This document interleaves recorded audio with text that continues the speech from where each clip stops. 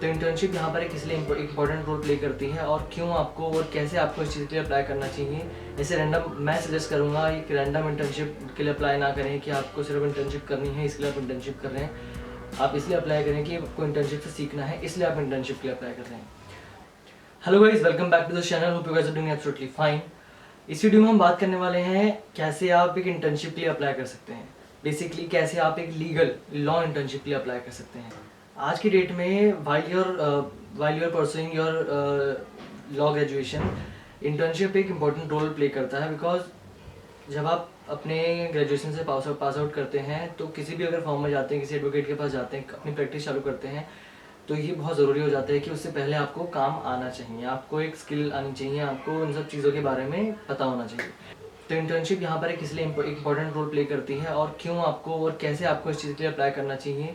ऐसे रैंडम मैं सजेस्ट करूँगा एक रैंडम इंटर्नशिप के लिए अप्लाई ना करें कि आपको सिर्फ इंटर्नशिप करनी है इसके लिए आप इंटर्नशिप कर रहे हैं। आप इसलिए अप्लाई करें कि आपको इंटर्नशिप से सीखना है, इसलिए आप इंटर्नशिप के लिए अप्लाई कर रहे हैं। एंड मैंने बहुत बार एक नोटिस किया है कि स्टूडेंट्स क्या करते हैं, वो इंटर्नशिप अप्लाई करने के टाइम पे ही ऐसी बहुत सी बड़ी बड़ी मिस्टेक्स कर देते हैं जिसकी वजह से या तो उनको इंटर्नशिप मिलती नहीं है या फिर उनका इंप्रेशन एक ख़राब हो जाते हैं। ऑब्वियस है कि आपको एक किसी भी एक प्रोफेशनल करियर में जा रहे हैं, आप स्टूडेंट हैं, आपने वो सब चीज़ें नहीं सीखी और कॉलेज में ये सब चीज़ों को सिखाता भी नहीं है कि हाँ आप इंटर्नशिप के लिए कैसे अप्लाई करें, कैसे एथिक्स लेके आएँ, कैसे बेसिक आपको प्रोफेशनल तरीके से आपको चीज़ें प्रेजेंट करनी है। एक रैंडम तरीके से अगर आप इंटर्नशिप के लिए अप्लाई करेंगे तो आप समझ सकते हैं कि वो आपका कैसे इंप्रेशन क्रिएट करेगा किसी भी ऑर्गेनाइजेशन के लिए, और किसी भी एडवोकेट के प्रति आपका कैसे इंप्रेशन क्रिएट करेगा और क्या ही काम सीखेंगे उसके बाद आप। एंड मार्केट में इंटर्नशिप को लेकर बहुत ही हाइप क्रिएट हो रखा है, उल्टे सीधे हाइप क्रिएट हो रखे हैं। मैंने इसके ऊपर एक वीडियो भी बना रखी है पिछली। तो मार्केट के अंदर जो इन सब चीज़ों का जो एक हाइप बन रखा है, एक ओवर हाइप बन रखा है, बेसिकली उसको आप उससे आपको हल्का सा बच के चलना है और कैसे आपको एक अच्छी इंटर्नशिप के लिए अप्लाई करना है, इस वीडियो में हम उस बारे में बात करने वाले हैं। मैं ऐसा नहीं कह रहा हूँ कि आपको एकदम से प्रो बन जाना है इसके अंदर इंटर्नशिप के लिए अप्लाई करने में ही, बट एक कुछ बेसिक चीज़ें होती है जो आपको अगर पता हो तो ये बेटर रहता है आप ऑर्गेनाइजेशन के लिए भी, किसी भी ऑर्गेनाइजेशन में, किसी भी इंडिविजुअल के पास अगर आप जा रहे हैं इंटर्नशिप के लिए। तो सबसे पहले मैं इस बारे में बात करूँगा कि आपका जो भी इंटरेस्ट है, बिकॉज मैं एक स्पेसिफिक इंटरेस्ट को उठाने के बारे में नहीं बात करूँगा। आप अपने इंटरेस्ट को शेड्यूल करिए, सबसे पहली बात तो मैं ये कहूँगा।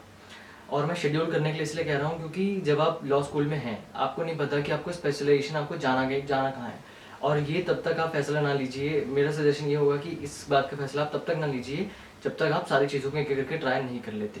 और एक एक करके ट्राई करने का टाइम आपके पास अभी ही है जब आप लॉ स्कूल में हैं। इसके बाद जब आप पास आउट हो जाएंगे तो आपके पास हार्डली ही आप किसी चीज़ को ट्राई करेंगे, बिकॉज आपके ऊपर रिस्पॉन्सिबिलिटीज़ भी आती हैं अपने करियर को परस्यू करने के लिए और करियर को आगे बढ़ाने के लिए, ग्रोथ के लिए। बट जो ये 5 साल का या 3 साल का जो भी अपना लॉ स्कूल होता है, इस टाइम पे हमारे पास R&D करने के लिए हिट एंड ट्राई मेथड होता है कि हम अलग अलग चीज़ों को अप्लाई करें, अलग अलग चीज़ों को ट्राई करें, उसके बाद ही हमें कोई फैसला लें कि हमको इस साइड जाना है। तो अपने इंटरेस्ट को शेड्यूल करिए कि आपका कैसे कैसे आपको फर्स्ट आपको कौन सी चीज़ों में इंटरेस्ट दिखाना है, सेकंड, थर्ड, फोर्थ, फिफ्थ, ऐसे ऐसे आप अपना इंटरेस्ट को शेड्यूल करिए कि हाँ आपको फर्स्ट आपको लिटिगेशन ट्राई करना है, उसके बाद आपको आर्बिट्रेशन ट्राई करना है, कॉन्ट्रैक्ट ड्राफ्टिंग वगैरह के अंदर भी आपको इंटर्नशिप करनी है ताकि आपको उससे सीखें, और रियल एस्टेट में भी जाना है आपको। तो मतलब ये सब चीज़ों को शेड्यूल करिए कि आपको सब चीज़ जो आपके इंटरेस्ट है, कुछ ऐसे 10 लिस्ट बना लीजिए कि आपका इंटरेस्ट मेन फोकस इन सब चीज़ों पर है, बट इसमें से आपको पता नहीं कि आपको करियर किस में परस्यू करना है। तो ऐसे अभी इसमें लोड लेने वाली बात नहीं है कुछ। उसके बाद आपका सेकंड स्टेप ये आता है कि जो भी आपने इंटरेस्ट सेलेक्ट करे हैं उसमें एक लिस्ट बनाइए कि कौन कौन से फॉर्म्स हैं, कौन कौन से इंडिविजुअल्स हैं जो इसके अंदर प्रैक्टिस कर रहे हैं इस एरिया ऑफ प्रैक्टिस में। तो उसके अंदर आप उस चीज़ की लिस्ट बनाइए कि कौन कौन से फॉर्म्स हैं।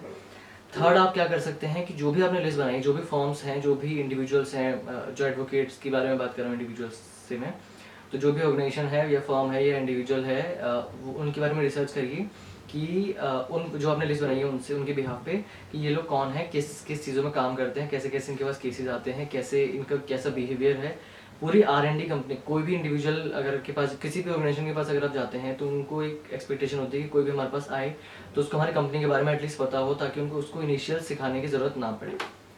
तो आप अप्लाई करने से पहले ही कंपनी के बारे में पूरी रिसर्च करिए कि वो किस चीज़ में प्रैक्टिस करते हैं, कैसे कैसे वो काम करते हैं, क्या उनका मेन फोकस एरिया क्या है, और वो कैसे इंटर्न्स को कैसे हैंडल करते हैं। ऐसा भी ना हो कि वो आपको बुला लें, आप किसी ऐसी कंपनी में अप्लाई करते हैं कि वो आपको बुला लें और आप वहाँ पे बैठे रहें सिर्फ। तो एक ऐसी इन तो रिसर्च इसलिए ज़रूरी होती है कि ताकि आपका इंप्रेशन एक अच्छा क्रिएट हो जब भी आप इंटरव्यू के लिए जाएँ। फोर्थ यहाँ पर इंपॉर्टेंट चीज़ ये है कि जब भी आप अप्लाई करें एकदम फॉर्मली करें। फॉर्मली का मतलब मेरा ये है कि एक जो प्रोसेस होता है उस पर बहुत सी ऐसी फॉर्म्स हैं जो कि वेबसाइट है, उनकी वेबसाइट पे उनका प्रॉपर उन्होंने एक डेडिकेटेड एक कॉलम बना रखा है कि आप यहाँ से इंटर्नशिप के लिए अप्लाई कर सकते हैं।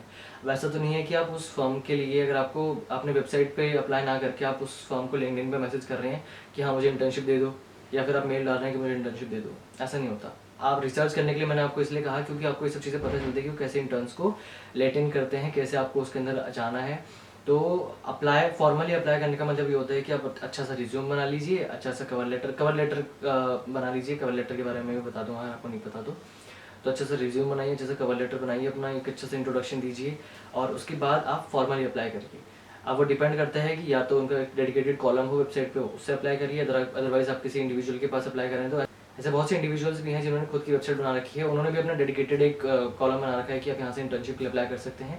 और अगर ऐसा नहीं है तो आप उनको एक ईमेल ड्राफ्ट करके भेज सकते हैं। मैसेज किसी को पर्सनली ना करिए तो ज़्यादा बेटर होगा, बिकॉज एक इन्फॉर्मल वे भी लगता है और एक सीरियसनेस भी नहीं दिखती। सामने वाला सिर्फ ये सोचता है कि सिर्फ इंटर्नशिप के लिए डेस्परेट है, इसको नंबर ऑफ इंटर्नशिप चाहिए, क्वालिटी ऑफ इंटर्नशिप नहीं चाहिए। और इससे डेडिकेशन भी एक ठीक है, आप फॉलो अप लीजिए ईमेल पे ही, और उसके बाद ना हो तब आप हो सकता है कि आप रिमाइंड करिए उनको क्या मैसेज करके कि हाँ आपको मैंने ईमेल भेजा। ऐसा नहीं है कि आप उनको लिंक्डइन पे डायरेक्टली मैसेज कर रहे हैं कि I want to do internship under you and all. So this is an informal way. तो आप एक फॉर्मल वे से अप्लाई करें तो ज़्यादा बेटर होगा, एक अच्छा इंप्रेशन भी क्रिएट करता है और एक चांसेस होते हैं अच्छे कि आपको इंटर्नशिप मिल जाए। लास्ट बात यहाँ पर आती है इंटरव्यू, जिससे आपका मेन सिलेक्शन होता है। बहुत से फॉर्म्स ऐसे हैं जो इंटरव्यू डायरेक्टली नहीं भी लेते, बहुत से हैं, बट ज़्यादातर ऐसे हैं जो इंटरव्यू लेते हैं, उसके बाद ही आपको इंटर्नशिप अलॉट करते हैं। और इंटरव्यू का मतलब, इंटरव्यू के लिए प्रिपेयर करने का मतलब मेरा ये नहीं है कि आप उस फील्ड के बेयर एक्ट्स को रट्टा मारें या फिर कुछ भी अपने एकेडमिक्स, ठीक है उसकी बेसिक नॉलेज हो तो बेटर है। और सबसे ज़्यादा जो मेन रोल प्ले करता है वो है आपका कॉन्फिडेंस, आप किसी चीज़ों को हैंडल करते हैं। इंटरव्यू में आपका कभी कभी ऐसा सिचुएशन हैंडलिंग आ जाती है किसी की, और वो आपकी स्ट्रेंथ को देखते हैं, आपके माइंड को, आपके प्रैक्टिकल माइंड को देखते हैं, आपके प्रेजेंस ऑफ माइंड को देखते हैं। तो ये सब चीज़ें देखते हैं अदर, और एकेडमिक्स में भी देखेंगे। ऑब्वियस है कि बंदा आप उस फील्ड में जा रहे हो उस चीज़ में सीखने के लिए, तो आपको बेसिक तो पता हो, तो बेसिक आप तैयार करके जाइए। बिकॉज मैंने आपको रिसर्च में, और रिसर्च मैंने आपको इसलिए करने को कहा था कि रिसर्च में ये सब चीज़ें आती हैं कि वो किस एरिया में प्रैक्टिस करते हैं, तो उसमें ये पता लग जाता है कि हम क्या क्या चीज़ें प्रिपेयर करके जाना है। सो ये कुछ बेसिक 5 पॉइंट्स से मैंने आपको समझा दिया कि आप कैसे इंटर्नशिप के लिए अप्लाई कर सकते हैं। इसमें भी और डीप में अगर आपको चाहिए तो मैं बता सकता हूँ कि एकदम एक एक पॉइंट आउट करके कि आप कैसे कैसे इसके अंदर अप्लाई करें।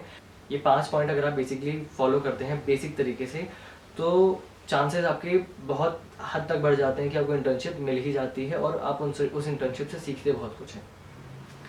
सो अगर आपको वीडियो पसंद आई हो तो आप प्लीज़ इसे लाइक करिए, चैनल को सब्सक्राइब करिए, और अच्छे लगे तो वीडियो को और लोगों के साथ शेयर भी करिए। Thank you very much, have a nice day.